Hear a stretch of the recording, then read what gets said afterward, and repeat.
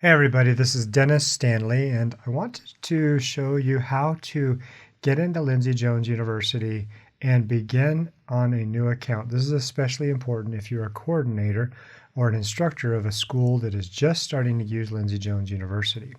And so we want to cover a few basic setups that you'll need to get started.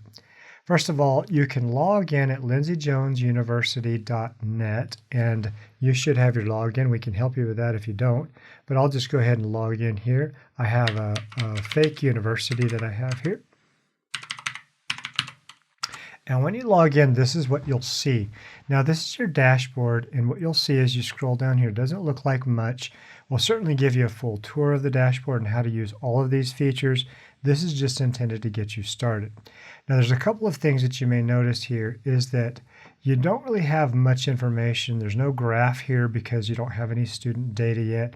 And of course, you don't have any students here. So as you add students and as they begin to increase their activity level, and have activity level for that matter, then that's when these graphics will start to show up and you'll start to be able to monitor your group.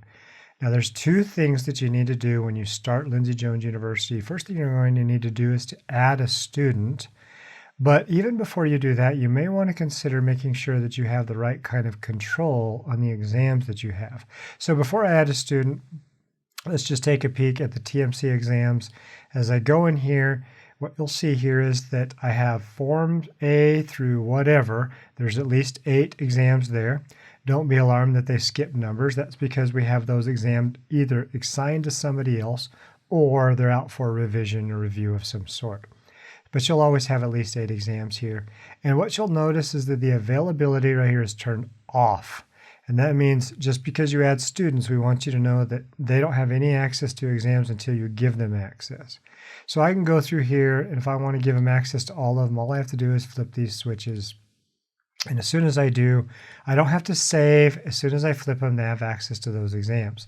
And so you may want to turn them all on, especially if you have students that have graduated already. Or you may choose to have them all off and keep them off until you want to assign a certain exam. So let's say you're going to, right off the bat, assign exam C, and so you can just keep that on. All right, and then I'll just hit, I can either hit the back arrow or I can hit this to go back to my dashboard. And you'll want to do the same thing for clinical simulations. Keep in mind, interestingly, those are all by default when we have a new product delivered to you. They're all on, so they can access them, but the teaching mode is off.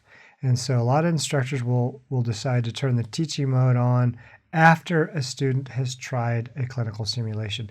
Now, what you want their availability to be is up to you, but before you really start, you can decide perhaps you want all of the simulations off, and you just have to go all the way down here and turn them all off. But they do come by default with them all on, but with the teaching mode off. Okay, and so now that you've done that, your key thing that you'll want to do is add a student. So I'm going to just show you how to do that. All you have to do is add a student by doing this. Now I would add, if you have a hybrid model, then we might have added the students for you, or they've added themselves. But if you just have the standard model, then you can put anyone you want in those spots. Let me go back for just a moment and show you something. Here's my licensing right now, and what it says is that I have 10 total spots. 10 of them are unused, and so there's 0 that are used. And my expiration date, I have 403 days until my account expires. You'll probably have less than 365 if you're renewing every year, and it just tells me what my expiration date is there. Okay, so we're going to add a student. And so let's just say we have a student named James. So we'll put James, first name. Let's just say his last name is Mark. Let's just say James Mark. And then the email, this is especially true. So what we'll want to do is we'll want to get the email for James Mark. And let's just say it's james.mark@LindseyJones.net. That's obviously a fake student, but LindseyJones.net. And now the other things here is you can definitely add a photo, but you don't have to. You want to make sure their account is set to active. You can always go back and make them inactive if you want to. And then, of course, this area here is for students who have special provisions for time limits.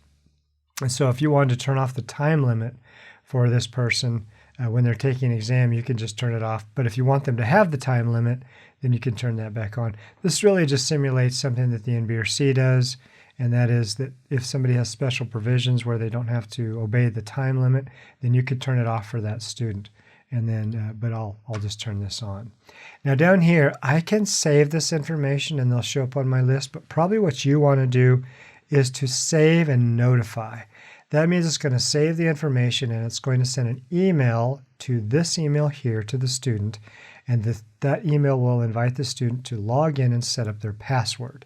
Now, you don't control or reset passwords. You don't have to worry about that. The system does that automatically. And so I'm going to just hit save and notify. And as I do, they now show up on my list here, shows that they're active. And now when they go ahead and log in, it'll also show an activation date here as well. I might point out that if you said to the student that, I sent you an email and they didn't get it, you can always come over here to resend, or you can go edit, change something, their email, whatever that needs to be changed, or you could actually delete a student from here as well. We'll talk more about that later, but let me just go back to the dashboard. Now you can see that I have James marked that is added as a student. Let me just add another student just for fun. So just go here and we'll call this one Stephanie, and let's say Johnson, and that is S. Johnson, making this up of course, at your college.edu, whatever that is. And then we'll make sure that Stephanie does have a time limit on exams. She will be active. I don't have a picture now. I can add one later if I want to. And then let me just go ahead and save and notify. And now Stephanie's on the list as well. And an email has been sent to Stephanie. So if I go back to my dashboard here, now you can see that Stephanie is on the list as well. So that's how you get started. If you want to know more about the dashboard, we'll go into each of these areas in another video. How to add students more specifically. We'll also talk about controlling TMC and clinical simulation exams, and how to manage your license, and some other things. But that's how you add students and get started on a Lindsey Jones University account.